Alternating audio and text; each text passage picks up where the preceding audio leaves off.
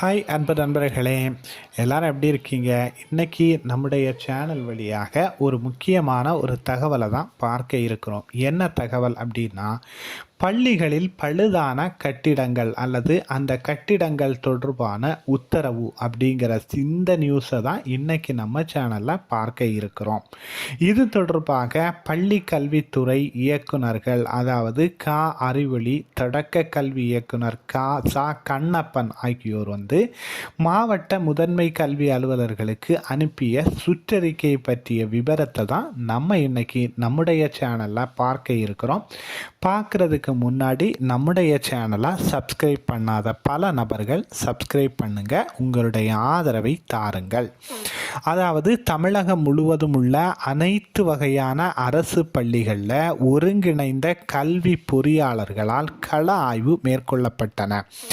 என்ன கள ஆய்வுன்னா, பள்ளிகளில் பழுதான இடிக்கப்பட வேண்டிய வகுப்பறைகள் அல்லது கழிப்பறைகள் இதர கட்டடங்களின் விவரங்கள் ஏதாவது பழுதடைந்திருந்தால் அதை பள்ளி கல்வித்துறையுடைய செயலியில் நீங்கள் பதிவு செய்யுங்க. அதன்படி பல தலைமை ஆசிரியர்கள் பதிவு செய்து பல கட்டடங்களை இடிக்கக்கூடிய பணி தற்போது நடைபெற்று வருகிறது.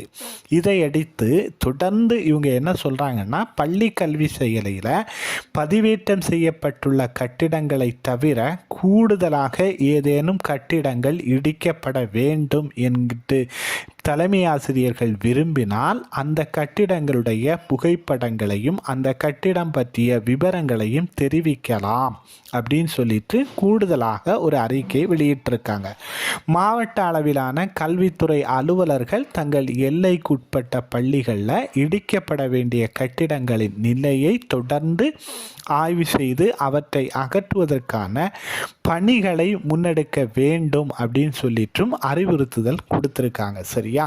ஸோ நம்ம இதை எதுக்கு சொல்ல வரோம் அப்படின்னா, பல்வேறு சமூக ஆர்வலர்கள் அல்லது அரசியல் கட்சி பிரமுகர்கள், பல்வேறு ஊர் பிரமுகர்கள்லாம் தங்களுடைய பள்ளிகளில் அந்த கட்டிடங்கள், அதாவது பழுதான கட்டிடங்கள் இருக்கிறதா, அவற்றை அகற்றுவதற்காக தலைமை ஆசிரியர் முழுமையாக முயற்சி மேற்கொண்டிருக்காரா, இந்த கட்டிடங்களுக்கு பதிலாக புதிய கட்டிடங்கள் கட்டுவதற்காக அரசிடம் நிதி ஒதுக்குவதற்கு போதுமான அறிவுறுத்துதல்களையும் கடிதங்களையும் நம்ம கொடுத்துருக்கோமா அப்படிங்கிற செய்தியெல்லாம் நீங்கள் தெரிஞ்சிக்கணும். இப்படி அரசாங்கத்தில் இந்த மாதிரி உத்தரவு போட்டிருக்காங்க அப்படிங்கிறது நீங்கள் தெரிஞ்சிக்கணும். அப்படிங்கிறதுக்காகத்தான் நம்முடைய சேனல் வழியாக நம்ம நண்பர்களுக்கு நாம் கொண்டு போய் சேர்க்கிறோம். எனவே இப்படிப்பட்ட உத்தரவு தொடர்பான உங்களுடைய தலைமை ஆசிரியரோடு உங்கள் பகுதி பள்ளிகளில் இருக்கக்கூடிய தலைமை ஆசிரியர்களோடு கலந்துரையாடி கூடுதல் விவரங்களை கேட்டு தெரிஞ்சுக்குங்க. சரியா? பாய் பாய்.